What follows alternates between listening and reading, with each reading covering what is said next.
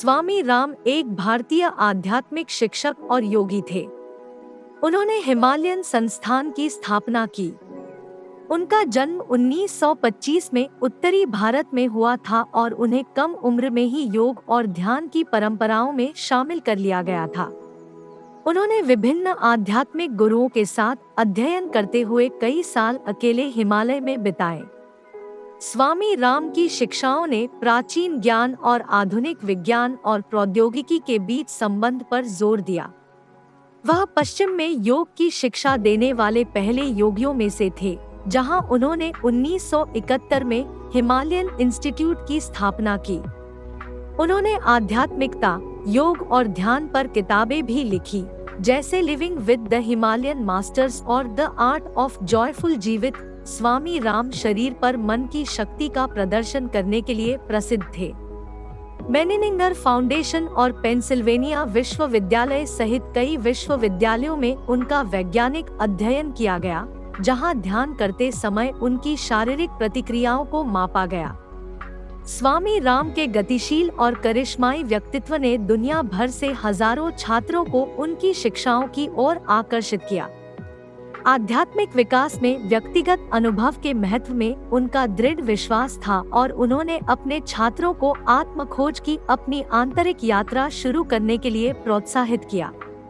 उन्होंने इस बात पर जोर दिया कि सच्चा आध्यात्मिक विकास बौद्धिक स्पष्टीकरण या हठधर्मिता के बजाय प्रत्यक्ष अनुभव के माध्यम से ही प्राप्त किया जा सकता है। स्वामी राम की शिक्षाओं ने जीवन के शारीरिक, मानसिक, भावनात्मक और आध्यात्मिक पहलुओं को संतुलित करने के महत्व पर जोर दिया। उन्होंने सिखाया कि इस संतुलन को प्राप्त करने और अपने वास्तविक स्वरूप की बेहतर समझ हासिल करने के लिए योग और ध्यान का उपयोग किया जा सकता है। उन्होंने दूसरों की सेवा करने और अधिक अच्छे में योगदान देने के मूल्य पर भी जोर दिया और उन्होंने अपने छात्रों को सेवा और निस्वार्थ कार्रवाई के माध्यम से अपने आध्यात्मिक विकास को व्यवहार में लाने के लिए प्रोत्साहित किया। स्वामी राम की शिक्षाओं का आध्यात्मिक समुदाय पर गहरा प्रभाव पड़ा है और उनकी विरासत दुनिया भर में हिमालयन संस्थान और इसके कई सहयोगियों के माध्यम से जीवित है। योग और ध्यान कक्षाएं, रिट्रीट और शिक्षण पद्धतियां अब संस्थान में उपलब्ध हैं और इसकी शिक्षाएं छात्रों को उनकी आध्यात्मिक यात्रा पर प्रेरित और मार्गदर्शन करती रहती है। स्वामी राम एक असाधारण आध्यात्मिक शिक्षक और दूरदर्शी थे, जिन्होंने पश्चिम में योग और ध्यान की शिक्षाओं की शुरुआत की और विपत्ति से उबरने और आंतरिक शांति और तृप्ति प्राप्त करने की मानवीय भावना की क्षमता का प्रदर्शन किया। 1970 के दशक की शुरुआत में स्वामी राम मनशरीर प्रयोगों में एक वैज्ञानिक शोध विषय थे। स्वामी राम ने रक्त के प्रवाह को बाधित करने की अपनी क्षमता का प्रदर्शन किया, जिससे उनका हृदय 300 बीट प्रति मिनट की गति से रुक या धड़क रहा था। स्वामी राम ने विभिन्न क्षेत्रों में अपनी हथेली का तापमान 11 डिग्री फ़ारेनहाइट बढ़ा दिया। स्वामी राम ने साइकोकाइनेसिस या अपने विचारों की शक्ति से मामले में हेरफेर करने की क्षमता का भी प्रदर्शन किया।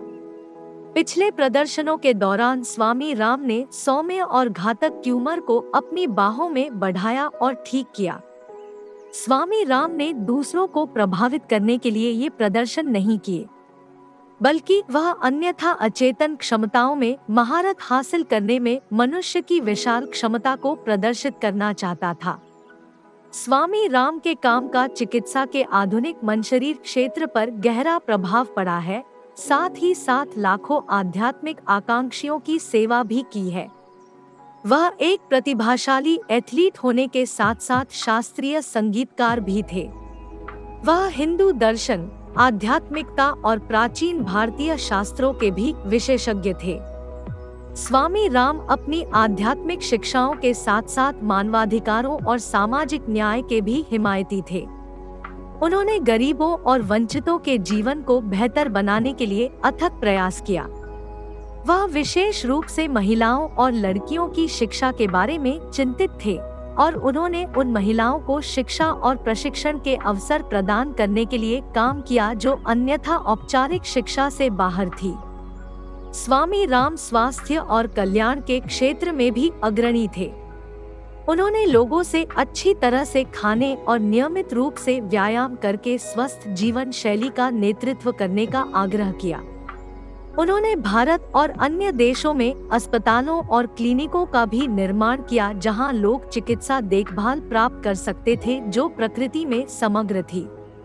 स्वामी राम एक बुद्धिमान और दयालु व्यक्ति थे जिनकी शिक्षाएं जीवन के सभी क्षेत्रों के लोगों को प्रेरित और मार्गदर्शन करती रहती है।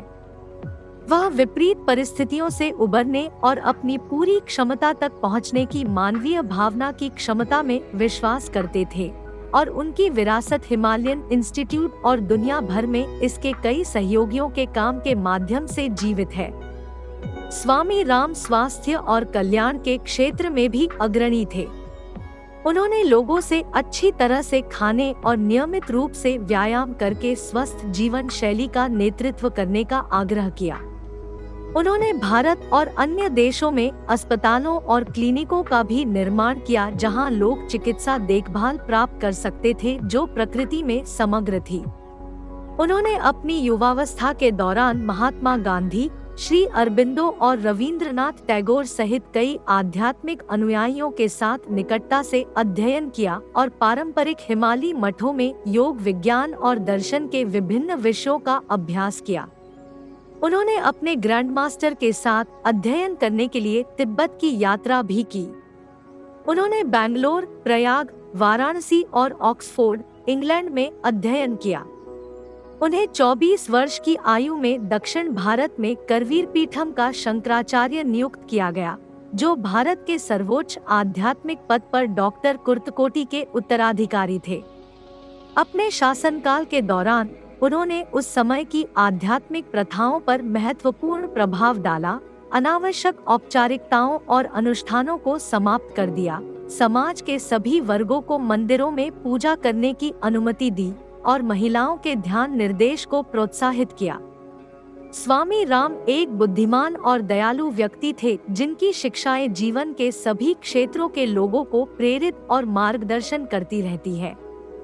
वह विपरीत परिस्थितियों से उबरने और अपनी पूरी क्षमता तक पहुंचने की मानवीय भावना की क्षमता में विश्वास करते थे और उनकी विरासत काम के माध्यम से जीवित रहती है।